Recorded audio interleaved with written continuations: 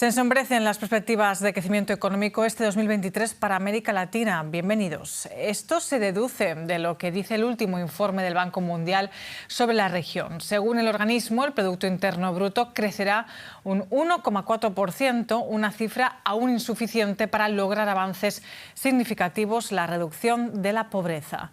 El crecimiento lento se debe en parte a la inflación y a las altas tasas de interés de los bancos centrales. A pesar de la incertidumbre y la volatilidad en los mercados por la invasión rusa en Ucrania, América Latina ha logrado regresar a los niveles de empleo y de pobreza que tenía antes de la pandemia. No obstante, la elevada inflación está obstaculizando el crecimiento. Más temas. El presidente de Credit Suisse, Axel Lehmann, se disculpó este martes ante sus accionistas por el colapso de la entidad. Lehmann dijo comprender la amargura, el enojo y la conmoción de los socios. Mientras tanto, en la calle, los manifestantes colocaron un barco dado la vuelta para representar la desaparición de Credit Suisse. Tras años de escándalos y pérdidas, UBS acudió el mes pasado al rescate de la institución en una fusión forzada por las autoridades suizas. Ha sido la primera vez que los directivos de Credit Suisse se encontraban con los accionistas cara a cara. Ampliamos los detalles con José David Navarro en la bolsa alemana. José, el presidente del banco suizo ha pedido perdón por cómo ha acabado el banco absorbido por su rival, pero ha sido una reunión muy tensa. ¿Cuáles han sido las principales quejas? Hola Belén, ¿qué tal? Pues ha sido una reunión en esta ocasión en la que, por ejemplo, han aumentado mucho las medidas de seguridad para poder entrar en la sala. Sobre el asunto, por ejemplo, ha bromeado uno de los primeros accionistas que ha subido al escenario para hablar, diciendo que no portaba ninguna pistola, simplemente su traje gris. Los accionistas estaban muy enfadados porque, como tú apuntabas antes, han perdido muchísimo dinero. Hay que recordar que el precio por el que UBS compró al Credit Suisse a sus rivales menos de la mitad de lo que valía el Credit Suisse en ese momento, el viernes antes de ese fatídico fin de semana en bolsa. Sobre esto también se quejaba uno de los accionistas que ha hablado frente a los directivos, y el resto de los accionistas llevaba las cáscaras de unas nueces y se quejaba de que tenían ahora el mismo precio que las acciones del Credit Suisse. Por su parte, como decíais, el presidente ante el auditorio pedía perdón con la voz quebrada, pero hay mucho enfado entre el accionariado. Uno de los más afectados son esos accionistas de los conocidos como bonos convertibles o AT1, que habrían perdido unos 17.000 millones de dólares. Y José, los directivos del Credit Suisse defienden que no había otra opción más que ser absorbidos por el rival UBS, pero la operación está siendo investigada ahora por la Fiscalía. ¿Por qué? Sí, ha abierto una investigación, podríamos decir, para recabar toda la información posible y ver si hay algunas infracciones penales que pudieran ser de su competencia. Por ejemplo, hay que recordar que esta fusión se ha hecho, o esta absorción o compra se ha hecho sin que los accionistas ni del Credit Suisse ni tampoco del UBS hayan votado, ¿no?, cuál era su opinión respecto a esta operación. Y otro de los puntos importantes que podría aportar seguridad es que ahora la dimensión del UBS para un país como Suiza es gigantesca, y esta vía legal también podría aportar cierta seguridad para lo que podría ocurrir. Es la primera vez que dos bancos de riesgo sistémico, cada uno, se han fusionado en un único solo. Las autoridades efectivamente siguen defendiendo la operación. La más reciente el lunes, cuando el vicepresidente del Banco Nacional de Suiza dijo que la ayuda del gobierno para esta operación, para esta compra del Credit Suisse, ha evitado una crisis bancaria en el país, en Suiza, y probablemente también a nivel internacional. José David Navarro, muchas gracias por este análisis. Y sobre este tema, pero en Estados Unidos, se ha pronunciado el máximo ejecutivo del JP Morgan, Jamie Dimon. El directivo advirtió de que las repercusiones en la economía de las recientes quiebras bancarias pueden durar años y que no ve claro el final de la crisis bancaria. En una carta a los accionistas, Diamond respondió a las acusaciones de que grandes bancos como el JP Morgan se beneficiaron de las quiebras de entidades como Silicon Valley y Signature Bank. El consejero delegado reconoció que la afluencia de nuevos depósitos de bancos más pequeños sirvió de ayuda, pero insistió en que la desconfianza general en las entidades fue muy perjudicial. Sobre las palabras de Diamond hablamos anteriormente con Ana Nieto. ¿A qué se refiere el directivo cuando habla de que las consecuencias de esta crisis bancaria pueden durar años? Esto nos contestó nuestra analista. Sí, Jamie Dimon es un referente porque vivió desde el puesto que tiene la crisis del 2008, la que dio lugar a la gran recesión, y dice que no se parece en nada a la actual con la de entonces. Ahora bien, explica que la crisis y las caídas del Silicon Valley Bank y también la de Credit Suisse han cambiado significativamente las expectativas de los mercados, tanto de bono como de acciones, y se han ampliado las apuestas por una recesión.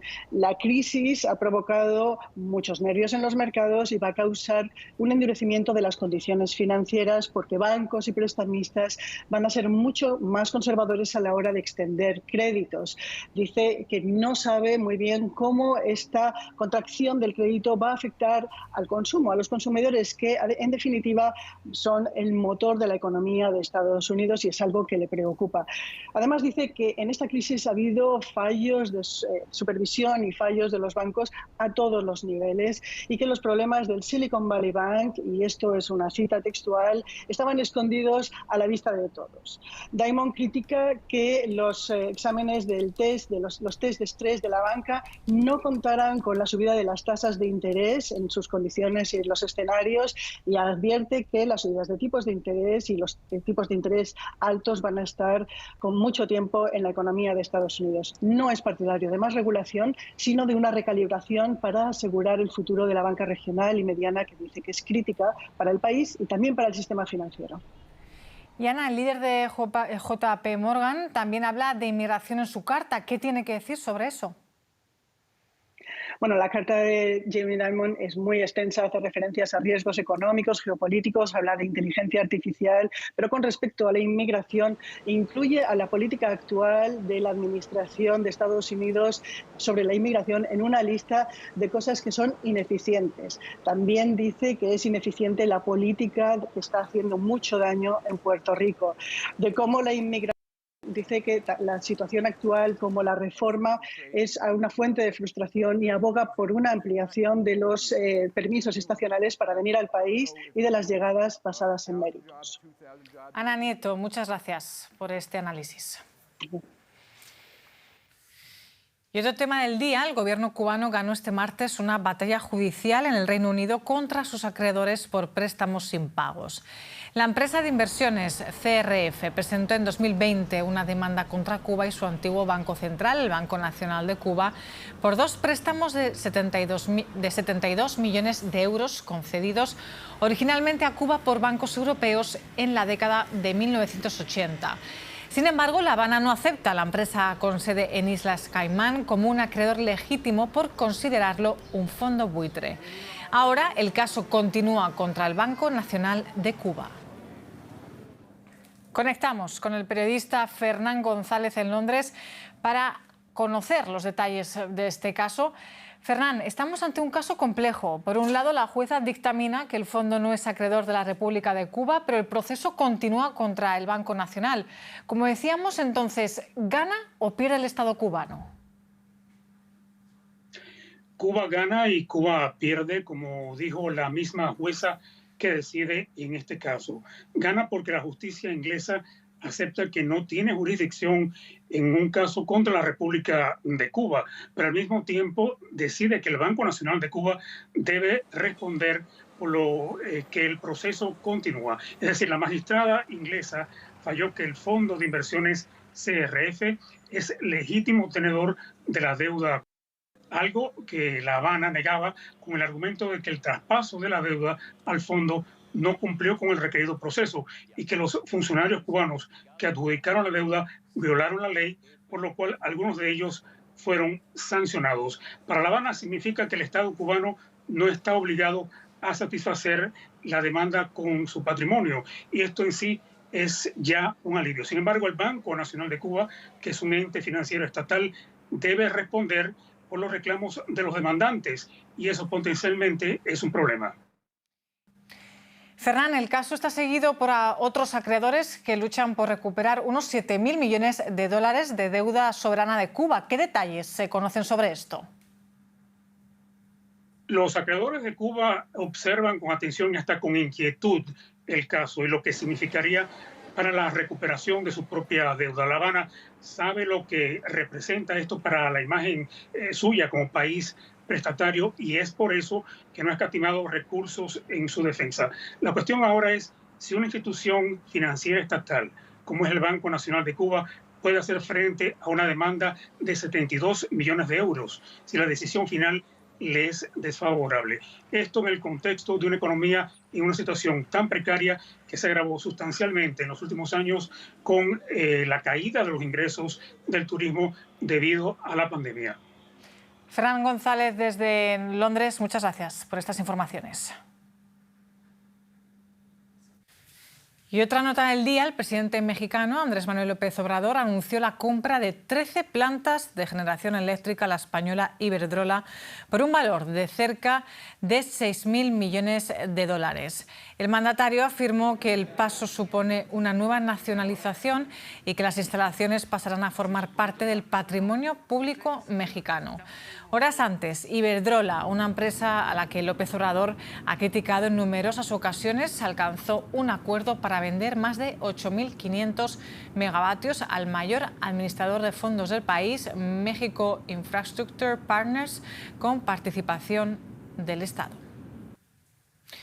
Punto y final de este informativo económico, pero ya saben que pueden seguir conectados en nuestras redes sociales y dejarnos allí todos sus comentarios o sugerencias. Gracias por su atención desde América Latina.